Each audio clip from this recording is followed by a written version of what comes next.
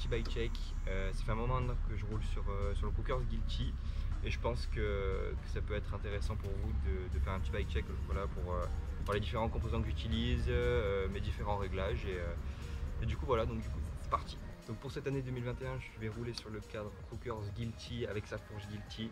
C'est un ensemble aluminium qui est super solide et réactif, franchement ça fait maintenant 2-3 mois que je roule dessus et je me régale pour tout ce qui est rotation, foot jam whip, donc les tricks et pour tout ce qui est passage trial parce qu'on a une géométrie qui est super polyvalente.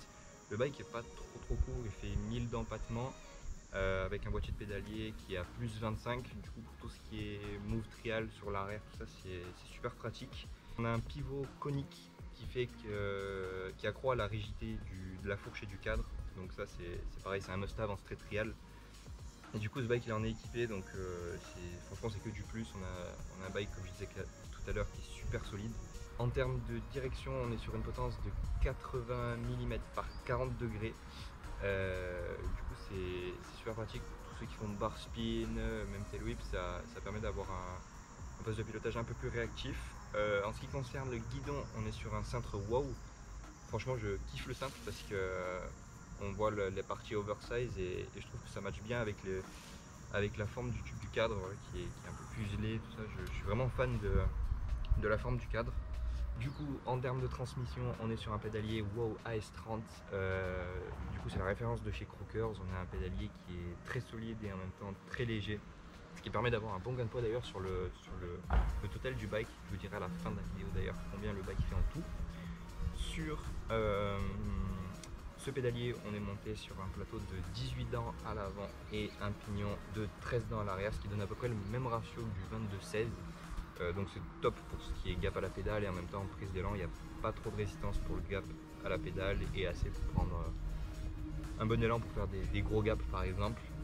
Pour rester sur la partie arrière, du coup on a tendeur de chaîne Crookers qui permet d'avoir la tension constante voilà, sur la chaîne, ce qui est super aussi. Et pourquoi tendeur de chaîne? Parce que axe traversant de 12 mm à l'arrière du coup, ce qui va permettre d'avoir une rigidité sur le train arrière qui est au top. Pour tout ce qui est 3-6 et tout, au moins on est sûr que la roue arrière elle ne bouge pas. En termes de moyeu du coup, on est sur un moyeu wow avant et arrière. Et d'ailleurs à l'avant on est sur un moyeu wow à axe traversant de 15 mm.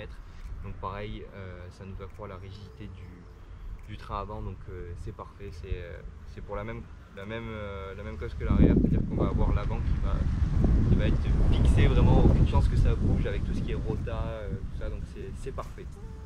Du coup pour les jantes, on est sur des jantes Crookers 32 rayons, pareil on a un ensemble qui est vachement solide et sur ces jantes là du coup j'ai monté des pneus Continental Air King Denim à Caskill. Je pense que c'est une référence en termes de pneus sur le street trial parce que c'est les seuls pneus qui ont été développés pour le street. Et du coup je pense que, en tout cas pour mon riding, c'est ce qui me convient vraiment le mieux. Parce qu'après vous avez des Kenda qui sont un peu plus souples, les Maxxis aussi sont un peu plus souples. Parce que là on a vraiment une carcasse qui est super rigide. En plus comme je roule à haute pression, on a un ensemble qui est bien dur, donc ça évite de crever. Pour ceux que ça intéresse, je roule sur 2 barres 8 à l'arrière et du 2.5 à l'avant.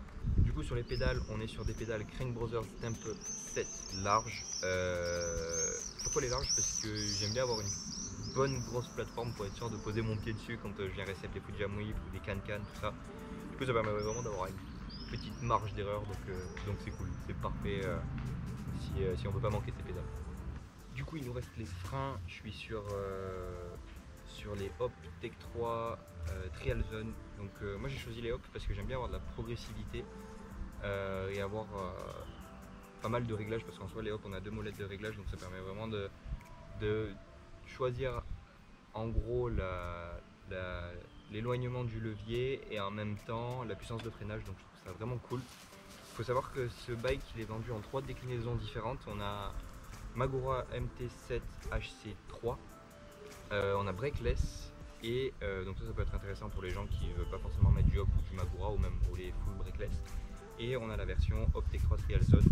Et du coup moi j'ai pris les Trial Zone avec du 180 mm à l'arrière. Pourquoi pas du 203? Parce que j'en ai pas la nécessité, enfin je trouve pas avoir la nécessité d'avoir un gros disque à l'arrière. Après j'ai jamais réellement testé sur une grosse session, mais pour mon riding et Et pour mon ressenti, le 180, ça me suffit largement. Sur la selle, on est sur une selle Crookers pivot. Du coup, ce qui est cool en vrai avec ces selles-là, surtout ces tiges de selle-là, c'est que vous pouvez mettre la selle que vous voulez.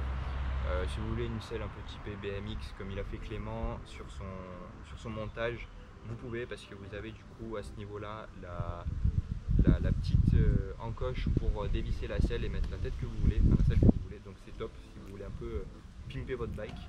Et puis je crois qu'on a fait le tour du bike, il me semble pas avoir oublié quelque chose. Ah si, les poignées. Les poignées, du coup, on est sur des Lizard Skin d'Animaka Skill. J'ai pris ces poignées là parce qu'elles sont lock-on. En vrai, j'ai eu plusieurs sessions avec des poignées standards sans lock-on. Et en fait, le problème avec ces poignées là, c'est que quand il pleut, c'est l'enfer parce que ça tourne tout ça. Donc j'ai monté des poignées lock-on. Je pense qu'on a fait le tour cette fois-ci du bike. Dites-moi en commentaire d'ailleurs si j'ai oublié quelque chose, s'il y a peut-être quelque chose qui vous intéresse en particulier sur le vélo, par exemple la géométrie ou quoi que ce soit d'autre. Donc si vous avez des questions, n'hésitez pas à les écrire en commentaire. Et puis moi je vous dis à une prochaine vidéo. Salut!